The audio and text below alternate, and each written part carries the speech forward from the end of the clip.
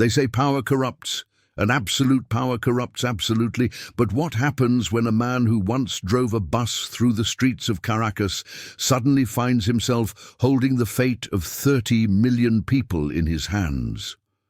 What happens when a former union leader transforms into one of the most controversial and feared leaders in the Western Hemisphere? This is not just a story about politics. This is a story about hunger, about billions of dollars vanishing into thin air, about mysterious deaths, about secret alliances with drug cartels, and about a nation that was once the richest in South America being brought to its knees.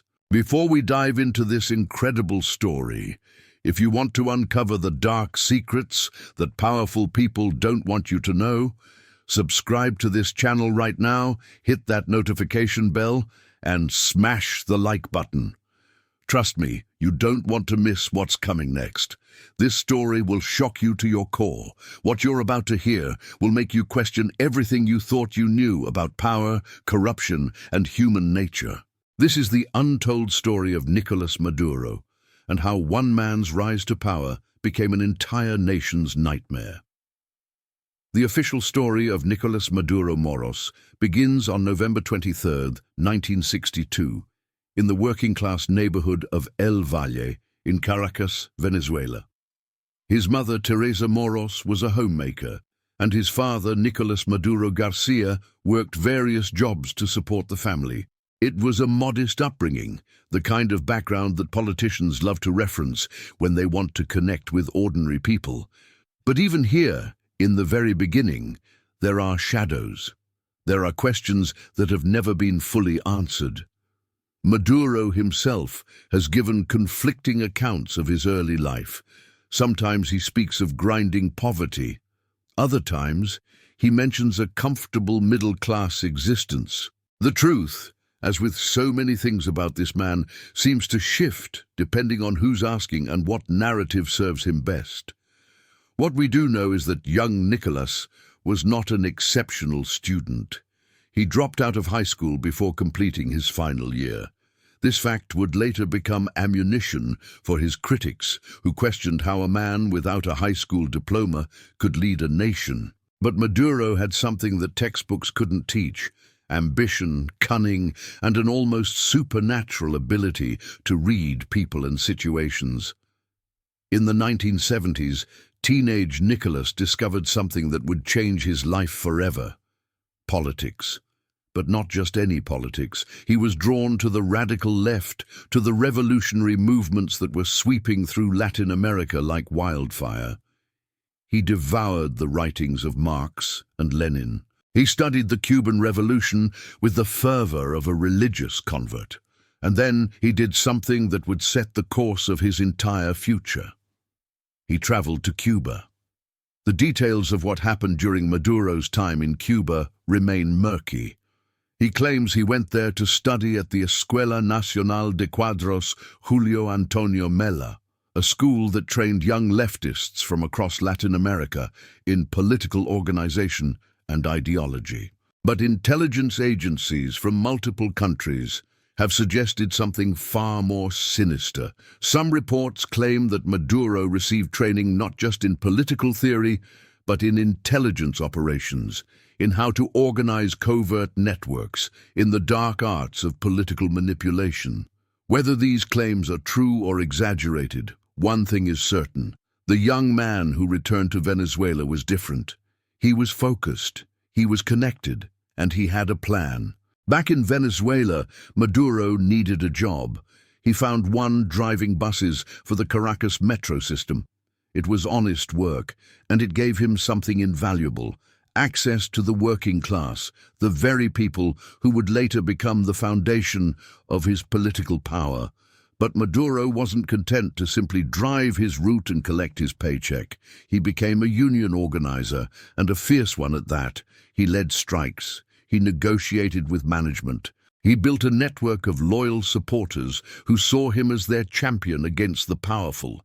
It was during this time that Maduro honed the skills that would serve him throughout his political career. He learned how to speak to crowds, how to channel their anger and frustration, how to make them believe that he and he alone understood their struggles. He learned the power of us versus them, of painting the world in stark black and white.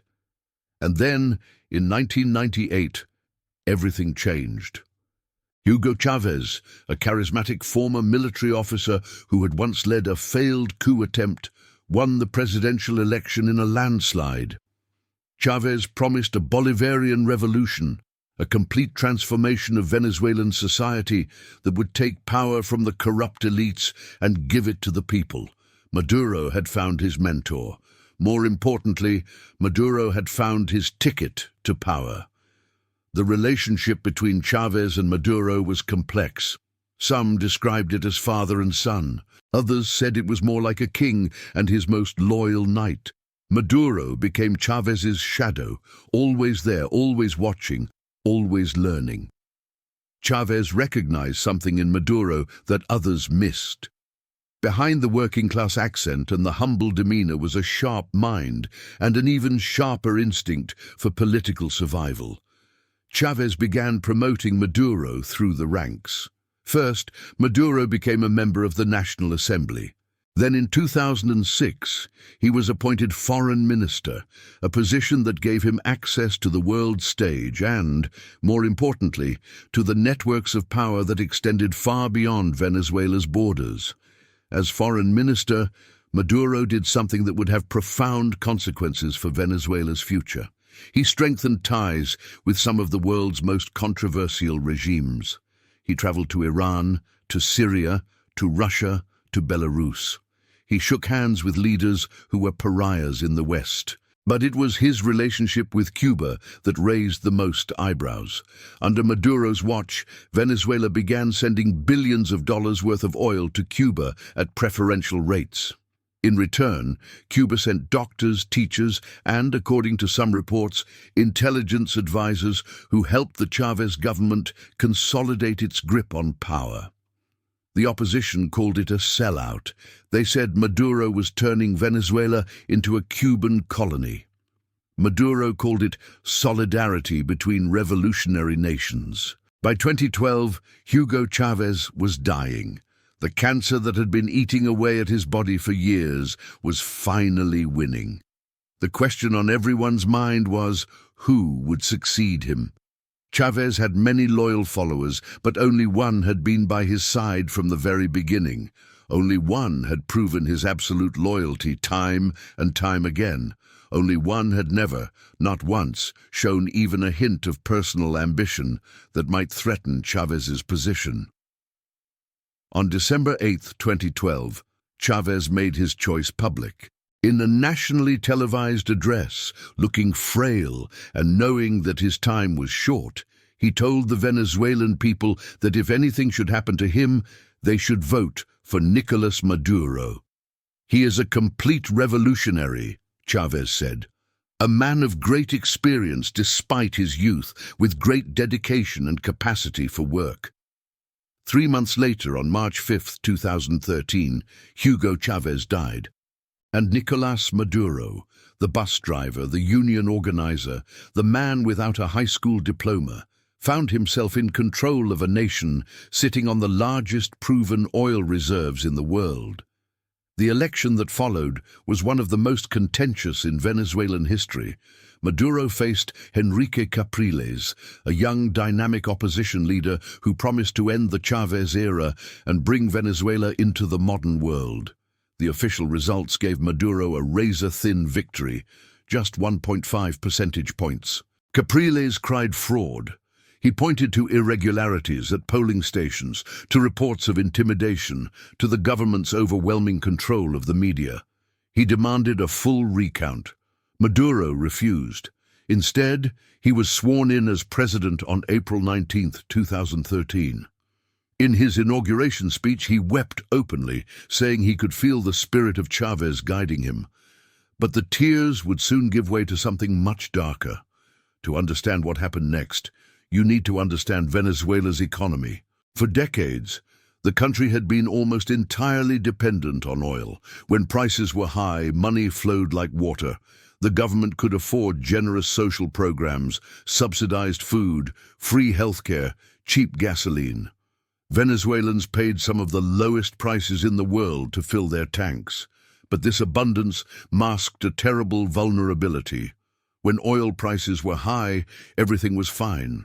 When they fell, the entire system began to crumble. In 2014, the year after Maduro took power, global oil prices collapsed. They fell from over $100 a barrel to less than $30. For Venezuela, it was like having the oxygen cut off. A competent government might have adapted. It might have diversified the economy, cut unnecessary spending, built up reserves during the good times to cushion the bad. But the Chavez and Maduro governments had done none of these things. They had spent every petrodollar that came in, and then some. Now the bills were coming due. The first sign of trouble was inflation. Prices began rising, slowly at first, then faster and faster. The government's response was to print more money, which only made the problem worse. It was like trying to put out a fire with gasoline. By 2015, inflation had reached 180%. By 2016, it was over 800%. By 2018, it had crossed into hyperinflation territory, with the IMF estimating it at over 1,000,000%. Let that number sink in. 1,000,000% inflation. The money in your pocket in the morning would be worth significantly less by the evening. People stopped using cash because it was literally worthless. A cup of coffee that cost a few bolivars one week might cost thousands the next. The shelves in supermarkets began to empty. Basic goods like flour, rice, and cooking oil became impossible to find. Toilet paper became a luxury item. People spent hours in line, sometimes starting before dawn, just for the chance to buy whatever happened to be available. And then came the hunger. Venezuela, a country with vast agricultural potential, a country that had once exported food to its neighbors, began to starve. Studies found that the average Venezuelan lost 11 kilograms, about 24 pounds, in 2017 alone. They called it the Maduro diet, a bitter joke about a tragedy that was killing people. Hospitals ran out of medicine. Doctors performed surgeries without anesthesia. Babies died in incubators because there was no electricity to keep them running. Diseases that had been eradicated, like malaria and diphtheria, came roaring back. And through it all, Maduro insisted that everything was fine. He blamed the crisis on an economic war being waged by the United States and its allies. He said saboteurs and hoarders were artificially creating shortages. He arrested business owners for speculation. He never, not once, accepted responsibility. He never acknowledged that his policies, that the system he had inherited from Chavez and enthusiastically continued, might be the cause of the catastrophe. But the economic collapse was only part of the story. Behind the scenes, according to prosecutors, journalists, and defectors from within the regime itself, something even darker was happening. The allegations were explosive, that the Venezuelan government, at its highest levels, had become deeply involved in drug trafficking.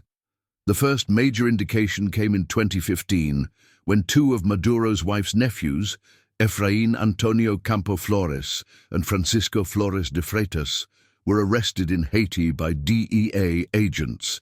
They were attempting to arrange the shipment of 800 kilograms of cocaine to the United States.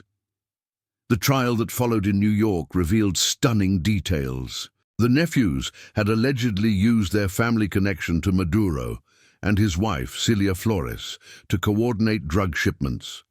They had discussed using a Venezuelan government-owned hangar at Simón Bolívar International Airport to facilitate the trafficking. Both men were convicted and sentenced to 18 years in federal prison. But this was just the tip of the iceberg. In 2017, a former head of Venezuelan military intelligence, General Hugo Carvajal, was arrested in Aruba on U.S. drug trafficking charges. Though he was initially released due to claims of diplomatic immunity, He was later arrested again in Spain in 2019 and eventually extradited to the United States in 2021. Carvajal had been one of the most powerful men in Venezuela. He had been close to both Chavez and Maduro, and according to U.S. prosecutors, he had spent years working with Colombian drug cartels, specifically the FARC, to move cocaine through Venezuela. Even more damning were the allegations against Diosdado Cabello, widely considered the second most powerful man in Venezuela. Multiple sources, including former bodyguards and defecting officials, claimed that Cabello ran a drug trafficking network known as the Cartel of the Suns, named for the sun insignias worn by Venezuelan generals. Cabello has always denied these allegations, calling them fabrications by the U.S. government designed to destabilize Venezuela. But the accusations kept coming from too many sources to be easily dismissed. And then, in March 2020, the United States Department of Justice took the extraordinary step of indicting Nicolás Maduro himself on charges of narco-terrorism. The indictment alleged that Maduro and other high-ranking Venezuelan officials had conspired with the FARC to flood the United States with cocaine. It accused Maduro of using drug trafficking as a weapon against America. The U.S. government offered a $15 million reward for information leading to Maduro's arrest or conviction. Maduro laughed it off. He called it a desperate attempt by a decadent empire to justify an invasion of Venezuela. He compared himself to Manuel Noriega of Panama, who had been overthrown by U.S. forces in 1989, and suggested that Washington wanted to do the same to him.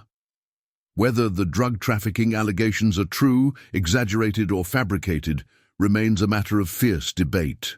What is undeniable is that they have made Maduro an international pariah, a leader that most Western nations refuse to recognize as legitimate. As the economy collapsed and the allegations mounted, opposition to Maduro grew. Protests erupted across the country. Millions of Venezuelans took to the streets demanding change. Maduro's response was brutal. Security forces fired tear gas and rubber bullets into crowds. Armored vehicles ran over protesters. Snipers positioned on rooftops shot at civilians. Paramilitary groups known as colectivos, loyal to the government, attacked opposition supporters with impunity. The numbers were staggering. During the 2017 protests alone, over 160 people were killed. Thousands more were injured, and an unknown number were detained, many of them disappearing into a prison system that human rights organizations have described as a network of torture chambers. Reports from former prisoners painted a horrifying picture. Detainees were beaten with pipes and bats. They were subjected to electric shocks. They were hung from their wrists for hours. They were denied food and water. Some were sexually assaulted. The intelligence service, SIBIN, became particularly feared. Its headquarters, a building known as El Helicoide, was originally designed to be a futuristic shopping mall. Instead, it became a symbol of repression, a place where political prisoners were held and, according to numerous testimonies, tortured. High-profile opposition leaders were not spared. Leopoldo López, one of the most prominent voices against Maduro, was arrested in 2014 and sentenced to nearly 14 years in prison on charges that were widely condemned as politically motivated. He spent years in solitary confinement before eventually escaping to Spain in 2020. Antonio Ledesma, the former mayor of Caracas, was dragged from his home by intelligence agents in 2015. He was accused of plotting a coup and held under house arrest before eventually fleeing to Colombia. Juan Requesens, a young opposition lawmaker, was arrested in 2018 and held without trial for years. His family said he was tortured, that he was forced to record a false confession, and these were the lucky ones. They were high-profile enough that the world was watching. For ordinary Venezuelans, those without connections or international attention, The consequences of opposing Maduro could be even worse. By the mid-2010s, Venezuelans began leaving their country in numbers not seen since the Syrian civil war. They fled by bus, by foot, by boat. They crossed into Colombia, into Brazil, into Ecuador, into Peru. They scattered across the Americas and beyond. The numbers were almost impossible to comprehend. By 2023, over 7 million Venezuelans had left their homeland, out of a population of roughly 30 million. It was one of the largest displacement crises in the world. They left for many reasons. They left because they were hungry. They left because they couldn't find medicine for sick children or aging parents. They left because they feared arrest for speaking out. They left because they saw no future in a country that seemed to be collapsing around them. The journey was dangerous. Those who walked through the Andes faced freezing temperatures and treacherous mountain passes. Some died of exposure. Others were robbed by criminals who preyed on the vulnerable.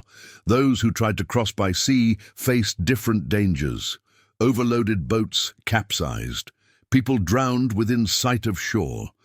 In one particularly tragic incident in 2019, a boat carrying Venezuelan migrants sank off the coast of Trinidad, killing at least 25 people. For those who made it to their destinations, life was often not much easier. They faced discrimination and xenophobia. They worked for poverty wages in jobs that locals didn't want. They sent money home to families they might never see again. And through it all, Maduro insisted that the exodus was exaggerated. He said the migrants were leaving not because of his policies, but because they had been seduced by the false promises of capitalism. He accused them of being traitors to the revolution. When Colombia offered humanitarian assistance to Venezuelans streaming across the border, Maduro rejected it. He called it a Trojan horse, a pretext for foreign intervention. He closed the border crossings, forcing desperate people to use illegal routes controlled by smugglers and criminal gangs. The Venezuelan diaspora became a nation in exile, scattered across dozens of countries, united only by their shared trauma and their desperate hope that someday, somehow, things would change. In January 2019, the world witnessed something unprecedented. Juan Guaidó, a 35-year-old opposition lawmaker who had only recently become president of the National Assembly, stood before a massive crowd in Caracas and declared himself interim president of Venezuela. His argument was constitutional. He claimed that Maduro's 2018 re-election had been fraudulent, conducted under conditions so unfair that it could not be considered legitimate. Under the Venezuelan constitution, if the presidency was vacant, the leader of the National Assembly could step in temporarily until new elections were held. Within hours, the United States recognized Guaidó as Venezuela's legitimate president. So did Canada, much of Western Europe, and most of Latin America. It was a stunning rebuke of Maduro, a declaration by much of the international community that they considered him a usurper. For a moment, it seemed like Maduro's days were numbered.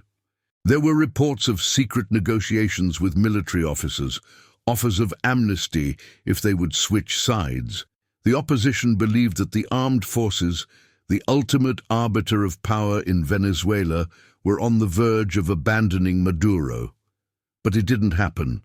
The military stayed loyal. Whether out of genuine belief in the revolution, fear of what might happen if the opposition took power, or the more cynical calculation that they had too much to lose under a new government, the generals stuck with Maduro. Without the military, Guaidó was president of nothing. He had the recognition of foreign governments, but he didn't control a single square meter of Venezuelan territory. He couldn't command the police. He couldn't order the army. He was a symbol, not a leader. Maduro, for his part, played the situation masterfully. He portrayed himself as a victim of foreign aggression, a small country standing up to the mighty American empire. He rallied nationalist sentiment, reminding Venezuelans of the long history of U.S. intervention in Latin America. He also cracked down harder than ever, More opposition leaders were arrested or forced into exile. Independent media outlets were shut down. The spaces for dissent, already narrow, became almost non-existent. The international community, for all its strong words, did little beyond imposing sanctions. There was no military intervention, no decisive action that might have tipped the balance. Guaido remained in a kind of limbo, recognized by some as president, but utterly powerless to govern. By 2023, the Guaido experiment had effectively failed. He lost support within the opposition, which fractured into competing factions. Many of the countries that had recognized him quietly stepped back. He eventually went into exile himself. Another Venezuelan hoping for change from abroad, Maduro, had survived. Throughout all of this, Maduro cultivated a public image that was equal parts bizarre and calculated. He spoke constantly of Hugo Chavez, treating his predecessor as something between a saint and a supernatural guide. He claimed to commune with Chavez's spirit, saying that the late president appeared to him in the form of a small bird. He said Chavez spoke to him, giving him guidance from beyond the grave. Whether Maduro actually believed these things or was simply performing for his base is impossible to know. But the message was clear. To oppose Maduro was to oppose Chavez, and to oppose Chavez was to oppose the revolution itself.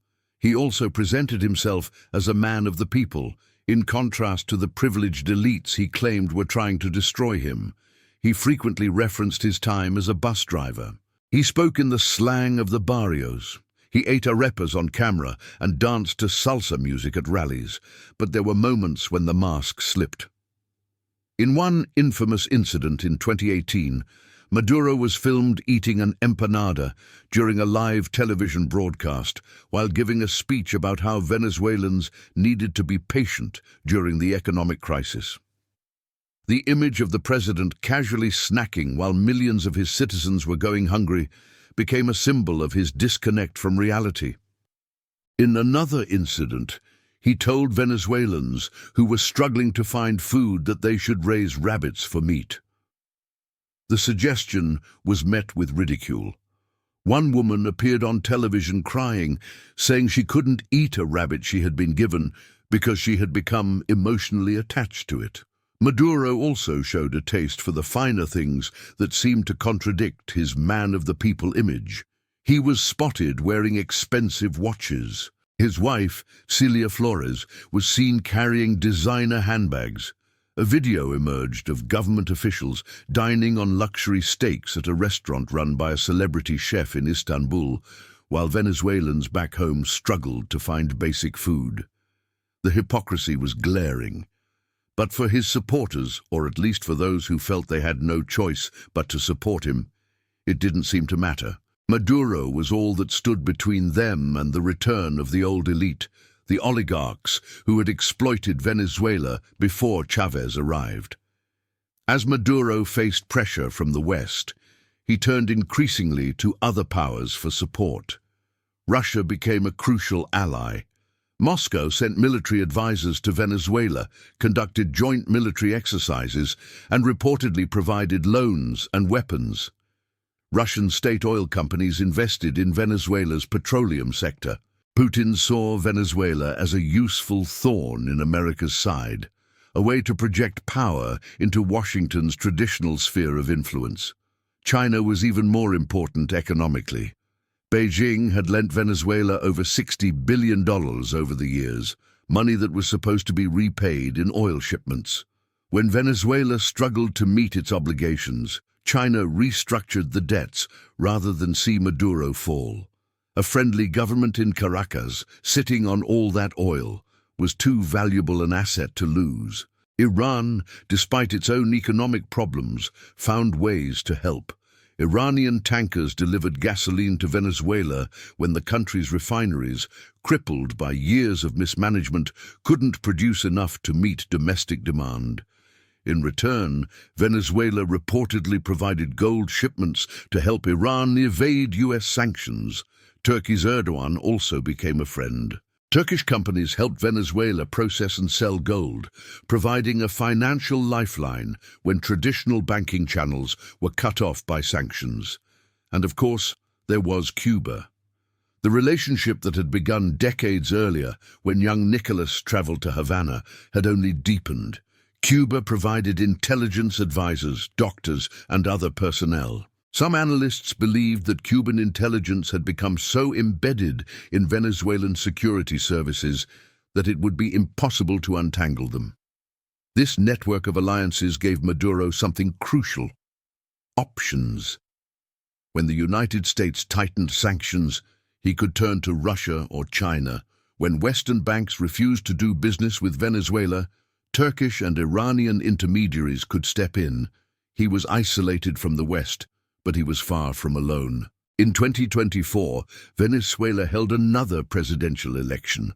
The opposition, despite years of setbacks and internal divisions, managed to unite behind a single candidate, Edmundo González, with the popular Maria Corina Machado serving as the driving force behind the campaign, despite being barred from running herself. International observers noted the unfair conditions. The government controlled most media. Opposition candidates faced legal harassment. There were reports of voter intimidation. But something unexpected happened. Despite all the obstacles, the opposition appeared to win, and win decisively.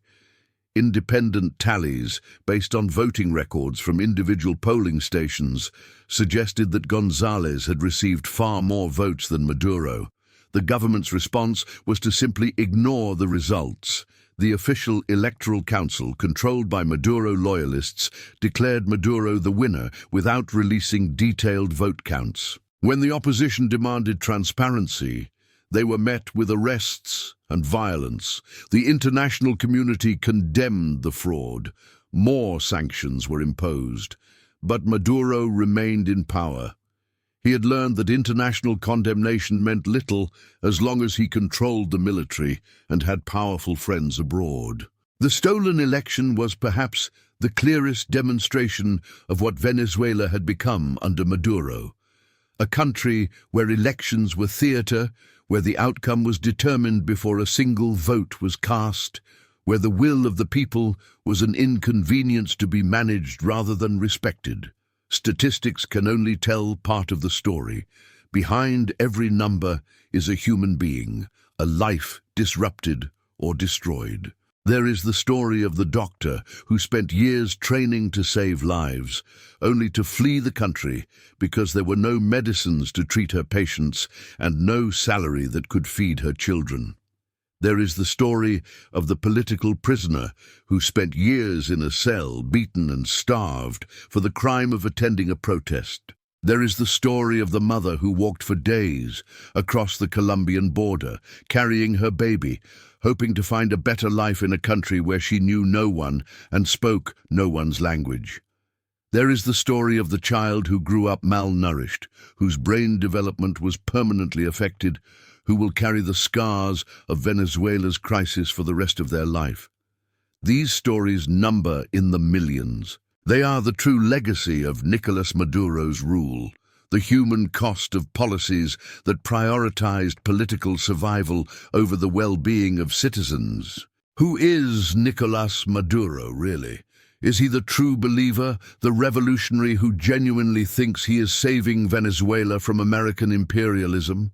Is he the opportunist, the man who saw a chance for power and took it regardless of the consequences? Is he the puppet controlled by Cuban intelligence, by the military, by the criminal networks that have penetrated every level of his government? Is he the survivor, the man who has outlasted predictions of his downfall again and again, who has proven more resilient than anyone expected? The truth is, probably some combination of all of these. Maduro is a complex figure, shaped by his experiences, his ideology, his relationships, and his circumstances. He is not a cartoon villain, however much his opponents might wish he were. He is a human being who has made choices that have had devastating consequences for millions of people. What seems clear is that Maduro will not leave power voluntarily. He has too much to lose. The drug trafficking indictment alone means that he could face life in an American prison if he ever loses the protection of the presidency. The same is true for many of those around him, the generals and ministers who have cast their lot with the regime. This creates a terrible dynamic. Maduro cannot afford to leave, and so he will do whatever it takes to stay.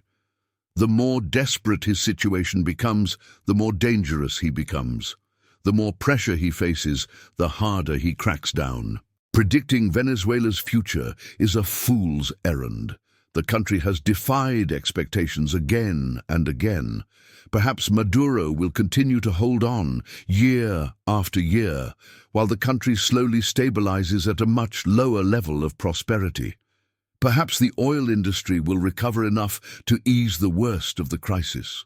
Perhaps Venezuelans will simply adapt to their diminished circumstances, as people have adapted to hardship throughout history. Perhaps there will be a rupture, a sudden break caused by something no one foresaw, a military coup, a popular uprising, a heart attack, a deal brokered by international mediators.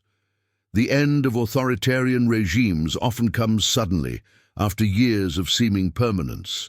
Perhaps the diaspora will eventually return, bringing skills and capital and new ideas. Perhaps Venezuela will rebuild, emerging from this dark chapter scarred but resilient.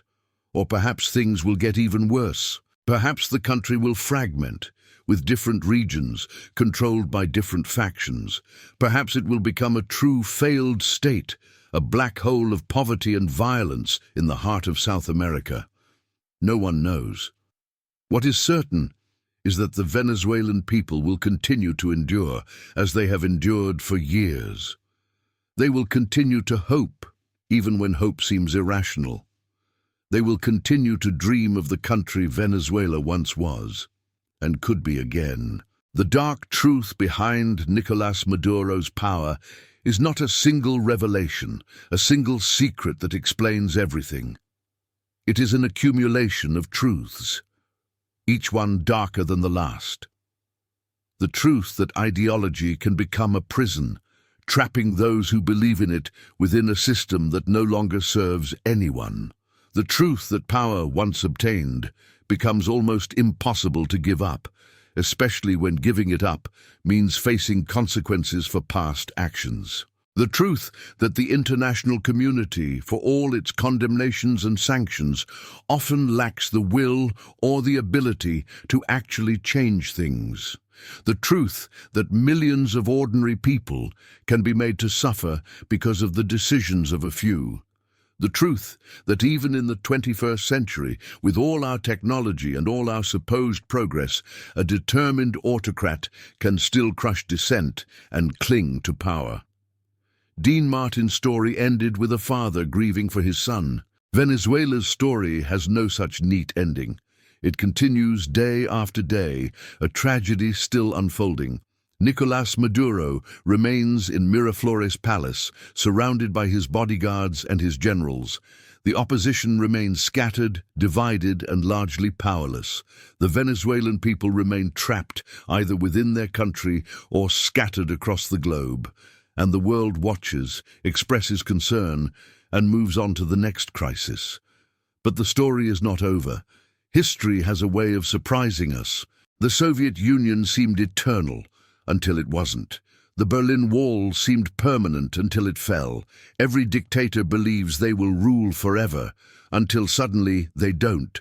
Someday, Nicolás Maduro's rule will end. What comes after is uncertain. But one thing is clear. The Venezuelan people deserve better than what they have endured. They deserve a country where elections matter, where the economy works, where they can raise their children without fear of hunger or repression. Whether they will get it and when, only time will tell. If this story moved you, if it made you think, if it showed you something about power and corruption that you didn't know before, then please share it with others. Subscribe to this channel for more stories that reveal the truth behind the headlines. hit that notification bell so you never miss an upload, and leave a comment telling me what you think. Will Venezuela ever be free? Thank you for watching. Thank you for caring. And remember, the darkest truths are the ones most worth knowing.